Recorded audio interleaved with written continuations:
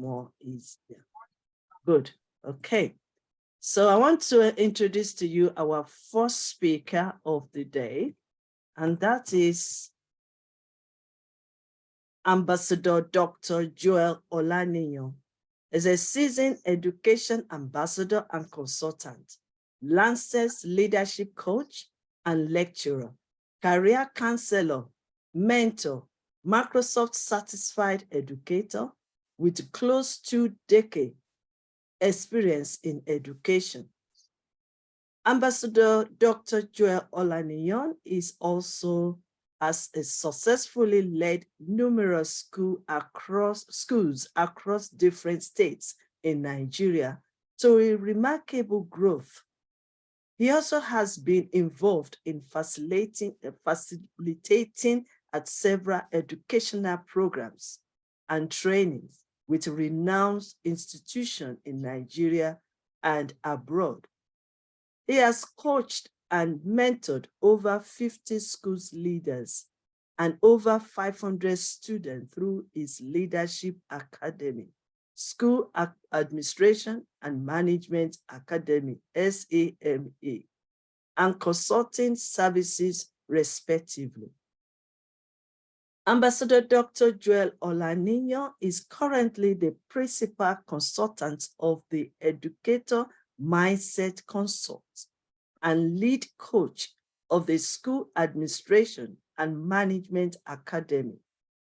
He served as an international speaker and ambassador at the International Intensive University, India, and Yes, You Can International, United Kingdom. He is the board member of Apostolic Faith Secondary School, AFSS, and senior lecturer at the Opt Teaching Training Institute, OTTI, in Lagos, Nigeria. He has won many awards and recognition for speaking and training locally and internationally. He is passionate about global education reformation through quality professional development and consulting services. So allow me now to welcome Ambassador Dr. Joel Olaniyan to our YYCI Academy, as he will be sharing with us on this maintaining and rebuilding and maintaining relationship masterclass. He's going to share with us his topic. You're welcome, sir. Thank you very much, Professor Dr. Elizabeth Lucas, for this opportunity. I can also see my Honorable Professor Nada, all the way from Georgia, joining us. I salute you, Professor. Thank you for joining. I want to also welcome our audience for the day to this masterclass session on building and managing relationships. I am Joel Olaniyan, as I have been introduced, and I will be taking us through a very wonderful topic on Choose Health. It's still on the topic of building and managing relationships. So just give me a moment for me to share my slide so we can be on the same page. Kindly confirm if you can see my slide.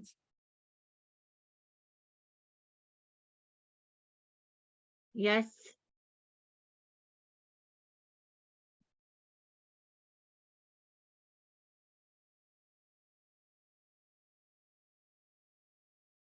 Is my slide visible?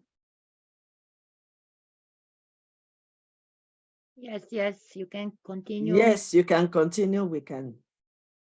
All right, thank you very much.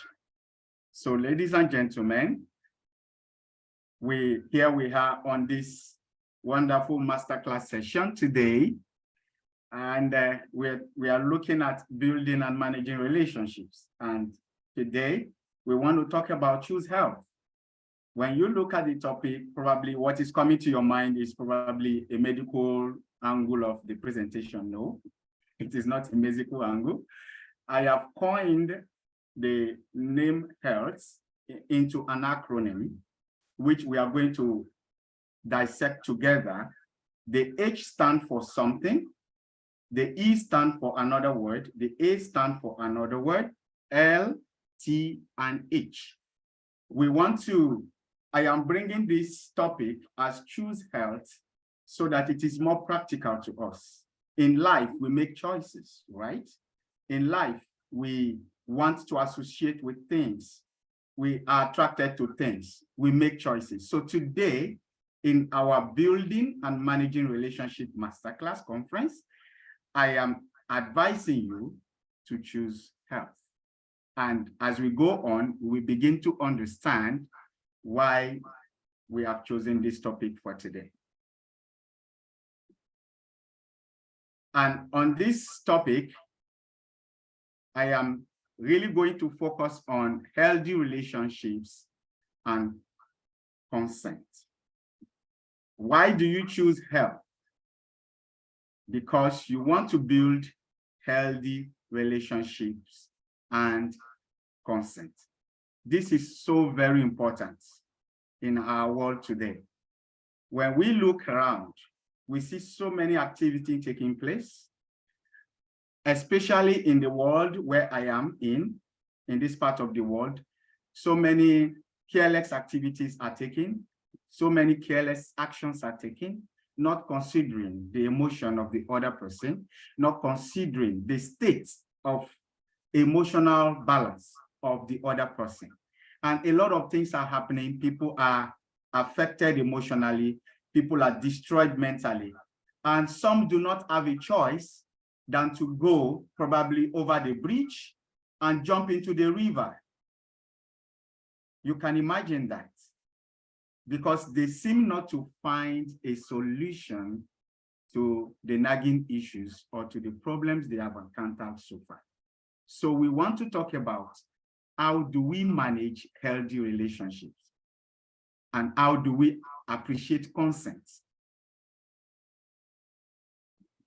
The picture in front of you says, what is healthy relationship? So if I may throw the ball back at you, because it's not an interactive session, I may want to answer it almost immediately. When we talk about a healthy relationship, we are talking about a relationship that is full of honesty. We all know what honesty is all about. Honesty is to be truthful. Honesty is to be a man of his word. Honesty is to be plain. When we talk about healthy relationship, we are talking about trust. When we talk about healthy relationships, we are talking about transparency, and so on and so forth. When we talk about healthy relationship, it is a relationship that involves care. It is a relationship that takes in cognizance the other person, the other gender, the other child, the other spouse, the other family member, as the case may be, the other co-worker. And it is healthy because it has no injury, it has no side defects.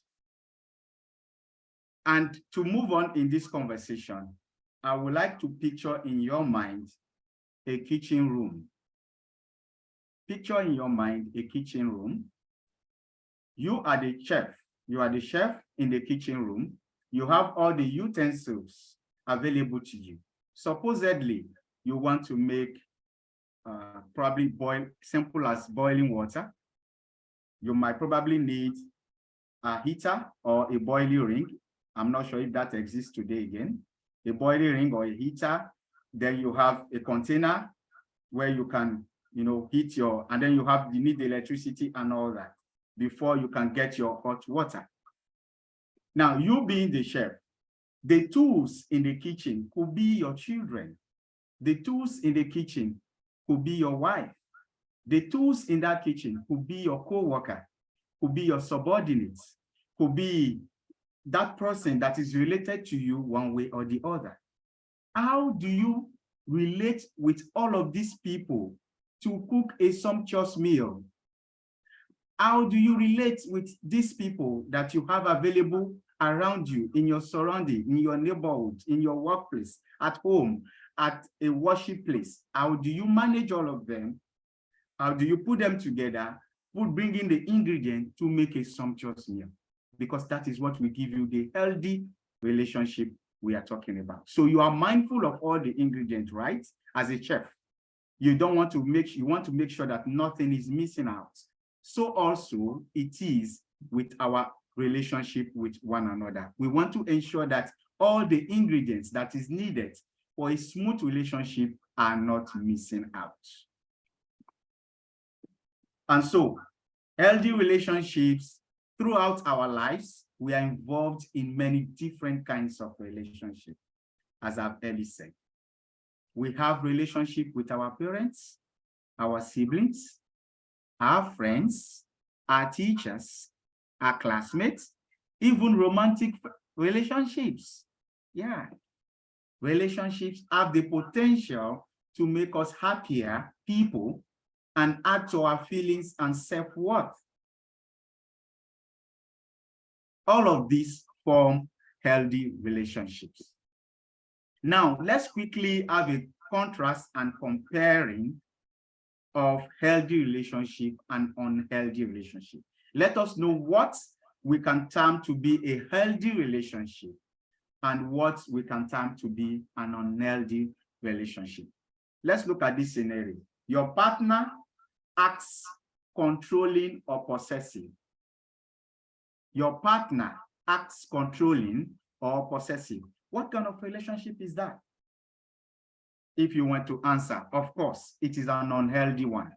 When the other person is trying to gain control, absolute control over you or over the other person, that relationship is termed to be unhealthy. Let's look at another one. Your partner tells you how to dress. What type of relationship is that?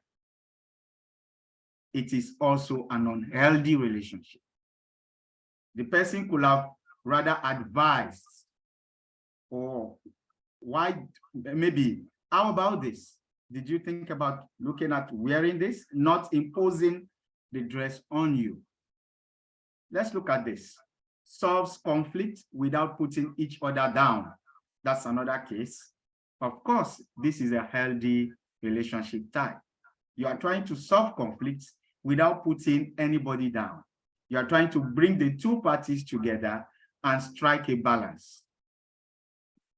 Another one, I think the last one for this slide, have different opinions and interests. It is okay to have different opinion and interests.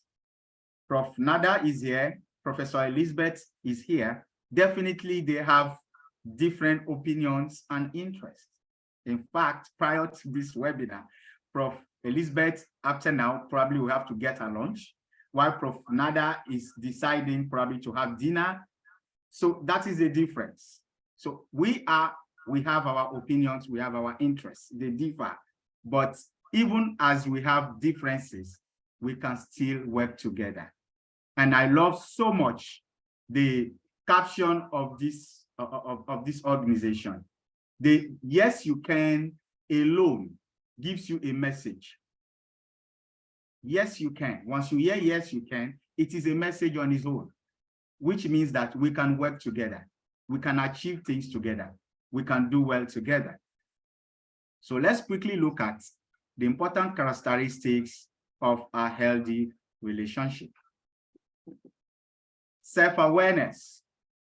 You know, I was talking about you being in the kitchen as a chef. Do not forget that. So some of the ingredients that you might need to cook your sumptuous meal are self-awareness, so that you can relate with your tools, which are other parts of your environment, that is your people related to you, the people working with you and all that. So we have self-awareness, which is to know, accept, and trust yourself. In a healthy relationship, then you feel comfortable being yourself. That's it. You are self-aware. You accept who you are. You don't blame yourself. God said in his book that we are all wonderfully and beautifully made. So there's no point blaming ourselves for doing something wrong, right? Or for not just being like the other person. No, just accept who you are and keep working on yourself to be a better person. Honest communication. We discuss things that are important to us. We listen to our partner, which is also part of good communication. Communication is a two-way channel. It's a process.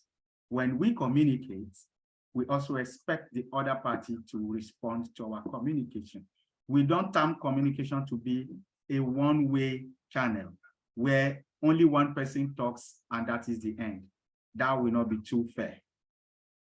We are looking at equality as part of importance of an healthy relationship. Having shared power, or let me say shared leadership or shared authority within the relationship will help a lot to keep that relationship safe and fair. We should always see ourselves as equals. God created us as equals. He created the Holy Book says God created man and he also created a woman. He didn't say one is above the other or one is below the other. He created us equally. We have to treat each other with that respect, with that fairness, looking at these principles and characteristics. Respect. Each person should value the other. We have to accept our differences and understand the other person's boundaries. Very, very important. Respect demands that we understand the other person, and then we look at the limitations and we respect it. All of us are not perfect, but when we work together, we can make a perfect team. So we must respect our individual differences. Support. We must support each other. We must be there for our partner to listen to them, to him or her, during times of need, during celebration times, and when good things happen in life, even when bad things happen, right? We must support. We must lend a helping hand. We must show ourselves as being concerned in the matters of our comrades, of our colleagues, of our senior friends, of our families, of our co-workers. And another one is trust. Being able to count on your partner and believe that they will be honest and follow through on their promises. You count on them, you believe in them, you trust. Some people say, do not trust anyone. I think that is not a good advice. We should be able to trust each other. We should be able to let our fear go and meet at a middle point where we can begin to do things on the basis of trust. I have a friend, a colleague by name Stella Jike. She's in the US over there. Do you know that Stella and I have never met physically? But I can tell you that we have organized trainings and workshops that brought hundreds of people together. We have never met, but we operated on the basis of trust. She shared her ideas, I shared mine. We put hands together. Even when the workshop was a paid one, when participants paid, it was paid into an account and we both shared it. We could see every transaction that happened. Stella and I are still friends to today. And she's even coming over to Nigeria in this April. That will be the first time I'll get to meet her. So you can see that trust is very much important. We need to value that. It is also good that I give you some signs of unhealthy relationships. Like we have said earlier, trying to control the other partner, the other person, is not too good enough. being afraid of disagreeing with each other. It is not unhealthy because you are going to be affected. If you have an issue or you have a reservation, you can respectfully or calmly make it known to the other person so that you don't bear the grudge, you don't bear the pain alone. You let it out, and then both of you look at it and meet at a common point. Criticize one another in front of others, that is as well not good enough. We don't have to criticize one another. Taking, for example, couples, husband and wife, we don't have to make a show of ourselves in the public. We must always try to settle our differences in our secret room, and that will be it. We should not push, shove, grab, hit, or throw objects at each other. This probably could be a scenario in schools where you have students who are having differences and then one is beginning to act aggressively. That also is not too good. We don't have to ridicule each other or call ourselves names. If at all we have to call each other's names, it should be nice names. Oh, I can say Professor Elizabeth, the wise woman. Yes, because she has a lot of wisdom. Whenever she talks, her words are full of wisdom. I can say Professor Nada, she's the intellectual one, because when she talks from the place of research. These names are nice that we can call each other, but not the other way around. Let's look at jealousy, because that is one of the things that may not help so much. Some people are saying it's because I love you, that's why I'm jealous, right? But jealousy on its own is not really good. It is born out of hatred and envy. So jealousy does not equal love. The source of jealousy is usually insecurity. When you are feeling insecure, you are not even happy about yourself. You are afraid that the other partner is doing well more than you. You are not feeling comfortable. Jealousy is about real imagined fears. You have some fears. That's why you are jealous. The best way to deal with jealousy is to communicate honestly with your partner, with the other person. Don't feel jealous. You could make an approach. Oh, I love your dress. Oh, I love this success you've made today. How did you come about it? Can I learn from you? That could be a very good way to approach the other person instead of developing hatred or jealousy. So know your relationship rights. Healthy relationships are honest relationships. I have said that. Healthy relationships are respectful relationships. Healthy relationships are responsible relationships. Partners don't pressure each other to go against their personal values. Both people involved feel good about themselves. By believing in your rights to be treated well, you are taking important steps to developing healthy relationships. You must believe in yourself. You must treat yourself well. You must believe that you can also make it. Yes, you can. There is a lot of opportunities for us. The sky is still open, and as many birds can fly. We can fly. We can do it. Dealing with arguments. How do we go about that? It's okay to disagree from time to time, but it is important to fight fair when arguing. We don't argue on the wrong basis. We don't argue without any solid, vivid reason. We need to make sure that when we are arguing, we have a point to prove. And even when we have a point to prove, we should be patient and wait for our turn to speak. That way, we are giving this consideration to the other partner. We talk calmly, we explain our feelings, we discuss what we would like to change, and then we cool off.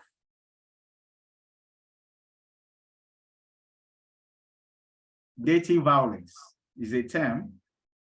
People these days, our world is so full of violence, ungratefulness, and so many things. That is why conferences like this is so good to help us. It's like a therapy to make us reflect on our habits, on our emotions, on how we deal with other people. Violence is not a normal part of a relationship. A relationship that involves violence, it is not a healthy one at all. We have to take note of that. Physical fighting is never okay. We can never settle a matter by exchanging fights and physical combat. No, that wouldn't help us. That wouldn't achieve our objectives. We will rather end up injured, and then instead of now fixing the issue, we'll be fixing our own issues because we have been wounded in the process of fighting. So violence could be emotional, violence could be physical, violence could be sexual. As much as they are, we want to try to avoid it. It is not something that will give us a healthy relationship. Remember, when we started, our theme for today is choose health. Things that will not injure you, things that will make you feel okay. So what is consent? We cannot talk about healthy relationships without mentioning consent. Before this webinar, Professor Elizabeth reached out to me. Oh, Dr. Joel, would you be available for this conference that is happening so time? I would like you to be one of the speakers. I have to respond to it by confirming, yes, I will be available, or no, I won't be available. I have to give my consent. So that is why it is very important to have consent in a relationship. Willingly giving permission through words or actions or something to happen. You know, consent must be informed and explicitly stated. You have to be explicit about it. You have to be clear about it. And the short statement for a consent could be yes or no. That is if you want to not to talk too much. If an individual does not say yes, it must assume that he or she is saying no. In other words, we don't base on silence. We don't capitalize on the person's silence to say that it is affirmative, right? So we always have to seek consent of our people whenever we relate with them. And I put up these two objects, a bicycle and a cup of tea. Consent is simple as that. It's easy as, would you like to ride a bike? Or would you like taking a coffee or a tea? Then the person will say, oh, I would rather ride on a bike, or I would like to take a coffee, and that's fine. So long as you have the options there, that is okay. Sexual assault, we have talked about sex. We don't want to dwell much on that. It's any type of activity that one person does not consent to. You know, it can range from unwanted touching and the rest of it. That is not also good. We must give our consent, even as couples at home. As siblings, we must give consent. Would you like to have some meat? Would you like to take this? Oh, I want to have a coffee. Oh, I prefer this. That is fine if it is available. We would like to test our knowledge a bit with all what we have learned so far. And I want to ask you, is it okay to have sex with someone if they are drunk? This is just an example. You want to say yes or no to that? I think the answer is negative. It's no. That is not okay because that person is not in the right frame of mind. You can also liken this to another scenario. You don't look for opportunities to take advantage of people because you want to build a healthy relationships. You don't want to say, oh, I have been trying to reach out to connect to this person and he's not getting it. And then you have to plan in a seductive way or deceitful way to get at the person. That won't be too good. So it is not okay to meet someone on the bed if that person is drunk, because the person is not in his right frame of mind and the person cannot decide whether she's consenting with that or not. So it's a force. A person cannot consent if she's drunk. Another one, does someone's body language or action, say removing clothing, initiating intimate touch, imply consent? Does the fact that somebody is making a body language action suggesting that she is consenting to do something? Of course, that will also be false. Consent must be expressed willingly through words or action, but can be revoked at any time. At any time during intimacy, one or both partners can change their minds, and that is okay. Because at each point in time, we might feel different. Here is a couple. This is just a short story. The husband was not always considerate and would not want to hear the wife out. He always wants his words to dominate, and he does not care. And in one of these days, not even knowing that his wife, she's feeling bad or she suffers pain whenever you yell at her. So she has been bottling these pains over the years.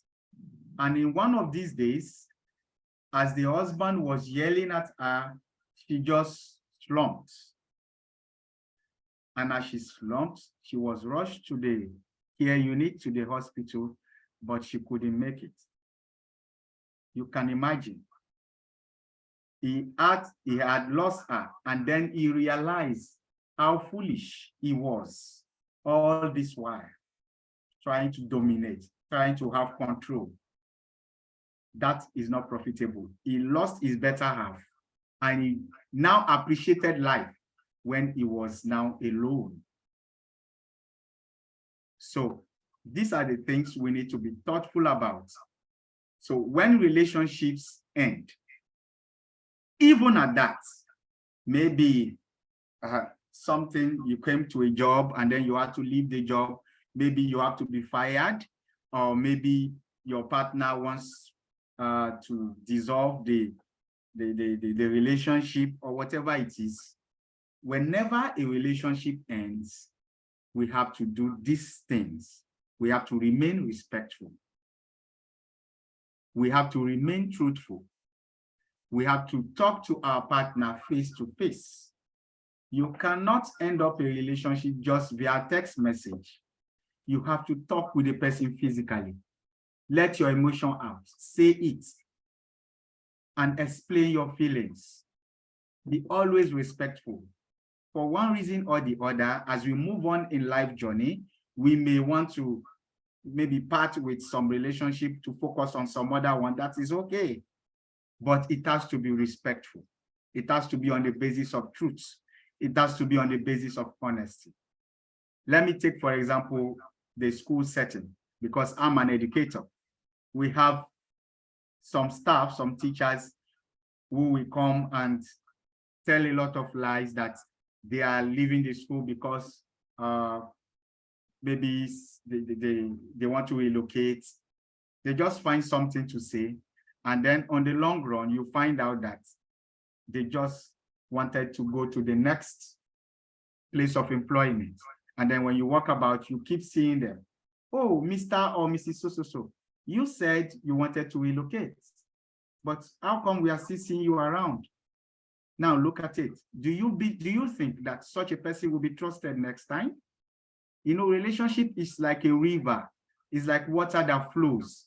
At a point, when the water meets a rock, it divides itself, as it were. It follows different paths. And later on, those water trajectories can still meet. That is what I want you to remember. We are human beings. We are like water. We can part, but we will meet. If we don't meet as colleagues, you can meet with my children, you can meet with my siblings, you can meet with somebody that is related to me. But what will matter then is the relationship we have built. How does it affect now the relationship you are trying to build with the other person that you are meeting tomorrow? So I am advising us again that we should choose health. And they say health is wealth. Have you asked yourself why health is wealth? Is there money in health, as it were? No. Why health is wealth is because health is the state of soundness of mind. Is a state that you don't have any grudge with anyone. You wake up in the morning, you don't have headache because you have an unsettled dispute with somebody. And that is wealth. And on this note, I want to end this presentation by giving you the acronyms why I said you should choose health. Choose health by choosing honesty. Choose health by choosing empathy. Choose health by choosing acceptance. Choose health by choosing listening. Choose health by choosing trust. Choose health by choosing humor. Be happy, be brave. Always appreciate the other person. I am telling you, when you do these things, opportunities will come your way, connections will come your way, and real prosperity will come your way because you are transparent, because you are honest. Everybody wants to identify with you. Everybody wants to invite you to be part of their event or something. That is the bonus for you being for you choosing to be healthy. On this note, I want to thank you very much for listening to me. I want to thank Professor Elizabeth for this wonderful forum to share with colleagues, with senior friends, professors, doctors, listening at this time. It is my pleasure to share these little nuggets from my little knowledge. I appreciate you all for listening. May God bless you. Till some other time, I want to draw the curtain here. Thank you.